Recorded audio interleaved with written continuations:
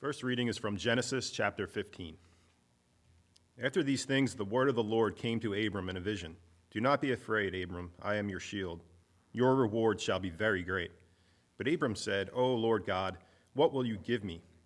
For I continue childless, and the heir of my house is Eliezer of Damascus. And Abram said, You have given me no offspring, and so a slave is born in my house is to be my heir. But the word of the Lord came to him, This man shall not be your heir. No one but your very own issue shall be your heir. He brought him outside and said, Look toward heaven and count the stars, if you are able to count them. Then he said to him, So shall your descendants be. And he believed the Lord, and the Lord reckoned it to him as righteousness. The word of the Lord. So the other night I tried it, and I can do it. It wasn't even that hard, and it didn't take me very long. The answer is 15. Or at least, that's what I got when I tried this exercise that God gave to Abraham. God brought Abraham outside and said, Look toward the heaven and count the stars if you are able to count them.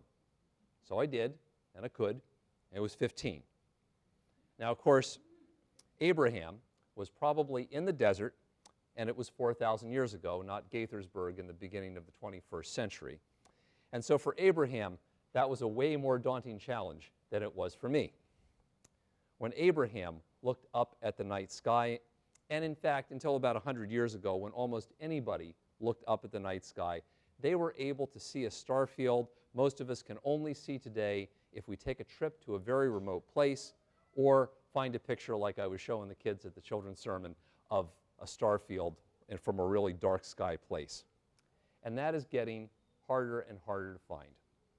In fact, the International Dark Sky Association estimates that 99% of the population in the United States and Europe live in places where we cannot experience a true night sky because of the effects of artificial light in the places where we live. In some respects, the abundance of artificial light has helped us a lot. We can be more efficient because we can work after dark. Baseball, football, and soccer games can all be played after dark. And safety at night is greatly increased because of artificial lighting.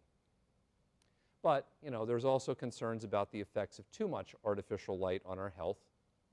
There's the concern about the amount of energy that's being wasted when light is directed upwards instead of down on the streets where it's needed. And of course, artificial light impairs our ability to see the rest of the universe that's out there. So much of one of the things that the International Dark Sky Association does is to register places where you can still go and see a dark night sky.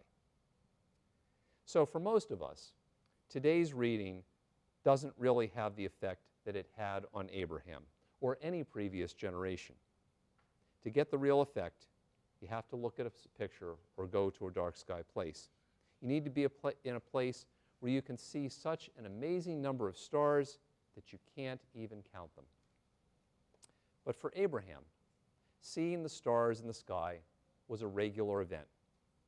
Every night, he could look up and be reminded of the unimaginable promise of God. Every night, he could look up and see a sign of God's commitment to him. Every night, he could look up and know that God's love was present for him even in difficult times.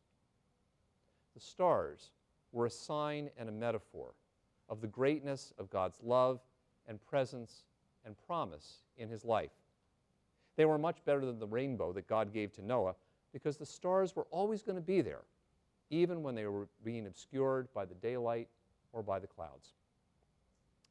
And I suspect that being able to see the stars was one of the things that gave Abraham strength to continue on the journey of faith that God called him to make.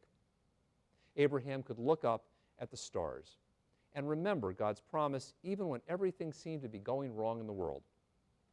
Abraham could look up at the stars and feel the presence of God even when the world felt threatening and lonely. Abraham could look up at the stars and find strength to keep going because he knew that the setbacks and the problems were not the most important reality in his life. And that always gets me to thinking about stars in our lives. Because even if you can't see many stars in the night sky around here, what are the stars that remind you of God's promises in your life, of God's presence in your life? What are the stars that are the signs of God's love in moments of doubt and confusion? What are the stars that you look for in times of trouble, which assure you that God is still there even when things seem dark in the world? Like any of those individual stars that are in the night sky, some of the stars in your life, they may be little things. It may be the comforting word of a family member or a friend at a particularly vulnerable moment in your life. It may be the experience of God's presence in worship and prayer that helps you to know that God is still there with you. It may be those things which give you a momentary glimpse of beauty in the midst of an otherwise ugly situation. But I think we all need those stars, just as Abraham did. Yet sometimes the stars can be hard to see in our lives. Like the stars, signs of God's love, God's presence, and God's promises to us, they're always there. But sometimes for all of us, they can become obscured. So what are the things that block the stars in your life? At least for me, I sometimes find that what obscures the stars is the light. I mean, it may sound counterintuitive, but sometimes when things are going really well, I don't look for God. And when I feel pretty strong and capable of handling things myself, I am less aware of how God is still helping me, even when I don't think I need the help, or even when I'm thinking that I've got everything under control. Even relatively dim light. I mean, we know we can't see it when it's daylight. You can't see the stars when it's daylight like this. But I learned a few years ago that the moon is one of your worst enemies when you're trying to see the dark sky. The moon gets in your way. And that was part of my problem the other night because the moon is out pretty well. But even when I looked in the other direction around here, it's still the artificial light. Artificial light obscures all the stars around here, or most of them. And like those things, sometimes my artificial belief that I got everything under control and I'm fine now, God, go help somebody else because I'm doing just fine all by myself. That kind of obscures my ability to look for the signs in my life that God is still there with me and even look for God's promises. And so just as daylight blocked out the stars for Abraham, sometimes even the light in my life can obscure the stars. Sometimes for me too, and maybe for you, it's the clouds. Even for Abraham on a dark night, if there was cloud cover, he couldn't see the stars. I remember a few years ago also being in a dark sky place because I had gone to a place that was supposed to be like, this is where you can really see the dark sky. I had forgotten the moon would be up. But even without the moon, I could see a lot of stars, but it just wasn't really clear. And I couldn't really see the stars, but there were no clouds. And I thought, well, I wonder what's going on here. So the next morning, I'm talking to some people, and they said, well, there are those forest fires that are 500 miles away, and the smoke just really obscures all of that, and it never occurred to me that the smoke coming from hundreds of miles away would also stop me from being able to see the stars where I was. And sometimes for each of us, when there are times of either deep personal pain or grief, like clouds, or when there are events in the world that seem far away, but kind of like that background smoke, kind of hang there in our lives, those are the things that can prevent us from seeing the stars of God's promise and God's presence. And sometimes in my life, and maybe for yours too, the problem is the tent. I mean, you almost miss it in the story, but Abraham is apparently in his tent when God brought him outside. Because in spite of how bright and clear the night may be, if you're in your tent, you can't see the stars. And sometimes we can get stuck in our tents. It might be the tent of our routines, or simply the tent of like our social media feeds, or the silos, the political and social silos that so many of us realize we sometimes live in. And I've had this experience in my life where I'm looking at my social media feed, and I'm not trying to curate it in any particular way. It's just done for me, and I'm looking at, this is how the world looks when I'm staring at my screen.